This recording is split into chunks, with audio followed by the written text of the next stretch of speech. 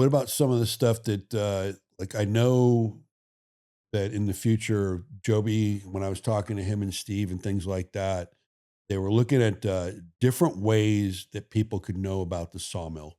How can I help with that? I mean, besides the thing that came to me with the tactical games and all that, is there any other, are you looking to bring, like, I know I talked to Nick there from the tactical games, but if you wanted, do you want us to bring events there like the Patriot games and stuff like that? What's the desire on your open range days to fill it with? Is it people coming out there and shooting, or is it events, or is it law enforcement agencies, or? Yeah, open range notwithstanding. So that's a multiple point question, right? A multiple answer question. Military and law enforcement agencies. So I do a MIL-LEA development free course pro bono every quarter. Sign up for it. Come on. Oftentimes we have 20, 25 shooters. So that's a whole nother deal. And then usually I talk about it. It's either going to be performance carbine, or it's going to be accelerated pistol, or whatever we call it, whatever, barricaded this or CQB that. Open range days are traditionally for members and just for folks that we want to cultivate to be members, that are local, that want to show up and shoot zero long range. Unlike one of our competitors nearby, only 2 people can occupy their long range, and you have to book certain times. You put probably 14 people on ours.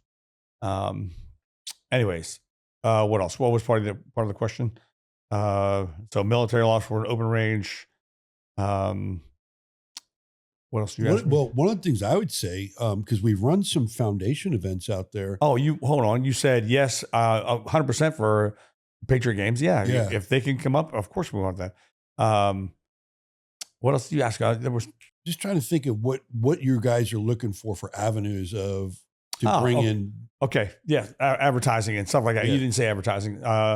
So one of my initiatives that I talked about last year that we're going to finally put together is the Sawmill Training Academy.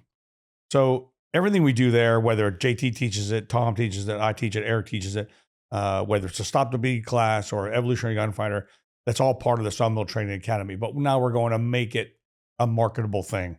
We want you to know, hey, come on up to the Sawmill, right, and do these basic courses, and you get this. Do me a favor, talk about the Evolutionary Gunfighter, because I love the concept of it. So I'm going to forget this other stuff though. So we'll come back to it. All right. So Evo Gunfighter started when I was done with the agency and I was done with retired, and I was poking around, and then what'd you see on the web? You would see some shooters say, "Oh, I'm going to do rifle 101 and then rifle 102 or rifle 103 or whatever." I'm like, well, I wanted to call my courses something different. I didn't want to say basic rifle, intermediate rifle. So I tried to do like a catchphrase.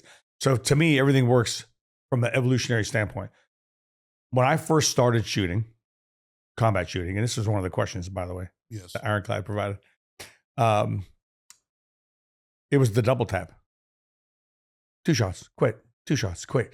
Nobody talked about follow-on sight picture. Nobody really talked about trigger reset, trigger manipulation. Nobody talked about any of those fine things that really build the complete fundamental package. So I'm like, okay, so if you just start off being a shooter, to me, that it awakens the process. So the gunfighter awakens, basic. Evolutionary Gunfighter is the intermediate, and the time of the gunfighter turned out to be something that we would do for an advanced thing. It was pay one price, ride all day for free, like you would at whatever amusement park. But Evo Gunfighter by far is the most popular, and it's a 2-day shooting course. Day 1's all pistol. Day 2 is mostly all rifle. But there's pistol integration in between. There's competitions. There's a whole bunch of stuff in between. I mean, we easily shoot 500 rounds of pistol on day 1. And people, like, sometimes they're shocked at that, but it's proficiency through repetition. It's Bob Keller said it all. There's no magic formula here. You have to wrap around all this stuff in the basic fundamentals and shoot. It's time behind the gun. Right. So that's evolutionary. The whole process to me was from double taps into now, doing, I don't know, moving from station to station, shooting on the move. That all evolves, and really the evolution I saw, even growing up as a Ranger, I mean, even as a senior leader in the Rangers, you're still doing pretty much a double tap, pop up, pop up, and then war starts, and it wasn't just 2 shots to the body anymore. Now it's 6 shots to the body. Oh, how about just shoot somebody in the face now, because that stops the electricity. Right. And if you're good enough to shoot a 3x5 card in the chest, why not shoot a 3x5 card right here?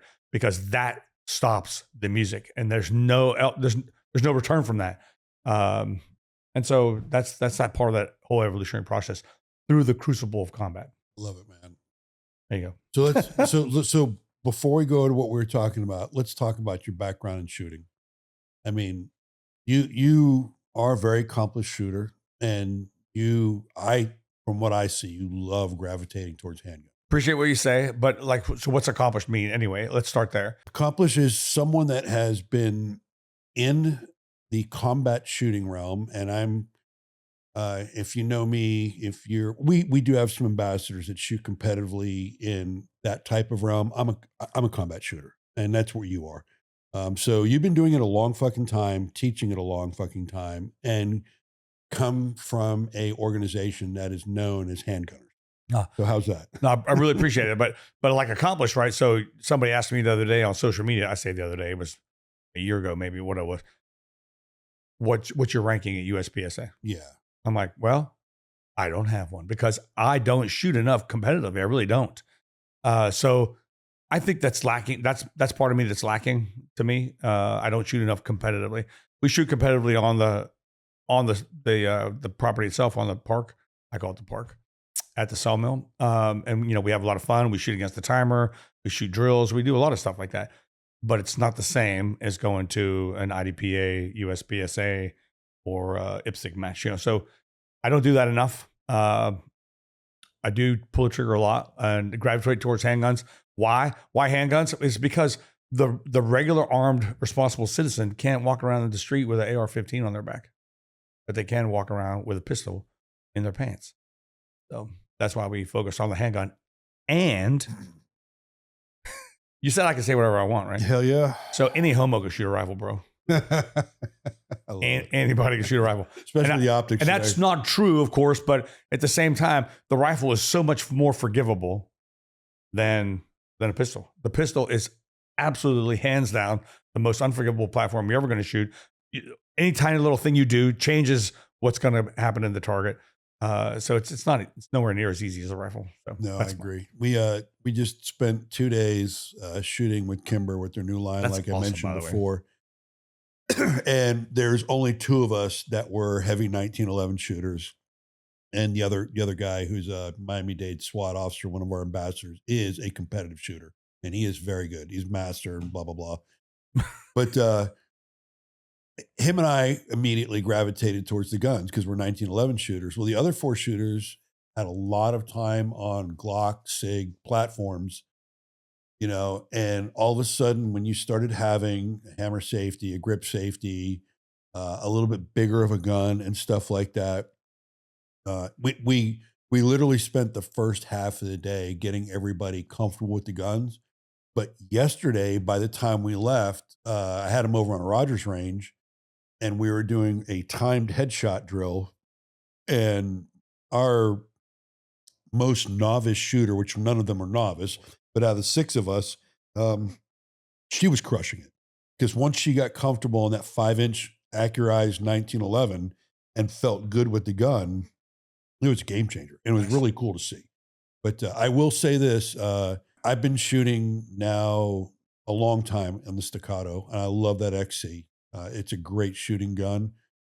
Kimber reached out to us as a brand and is developing a line to compete with Staccato of 1911s. They want back in the game. And it was kind of funny because a lot of people around here were like, Kimber. I'm like, hey, hold on. So I told the Kimber VP of marketing, I'm like, hey, my nightstand gun's a Kimber. I said, I have one that's stamped LAPD SWAT that is a single stack 45 ACP that I can fucking tack drive with. It's got a Crimson Trace laser on it. It's got a Surefire on it. It's my nightstand gun, right? I said, I have a little bit of allegiance because Kimber, I can tell you at one point in time before Customs and Staccato, It was the best out of the box 1911 ever made. It certainly has that reputation. Yep. And then self-admitted, when they moved from New York down to Alabama, they went through some changes.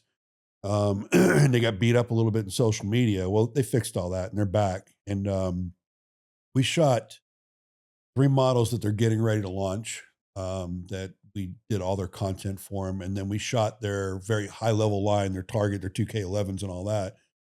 I'm telling you, I was impressed. Good shooting gun.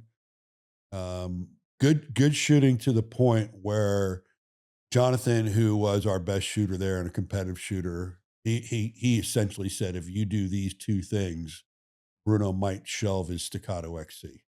So, but no, very, like, I'll tell you, this is, I literally went on video saying this, and you can't buy my name. Kimber's back. These fucking guns shoot nice. They are really, I mean, I'm a 1911 guy. Really good shooting gun. And I think that the consumer, when they get a hold of them, is going to be really pleased. Cool. I am personally Team BP. We are going to be competing in the Patriot games next year, and we are going to run Kimbers. So we're gonna get after it with the Kimber. We think, Nice, man. yeah, I think it's kind of fun. I definitely want to get you on one though, just to get your. Who might say no? Yeah, I know, man.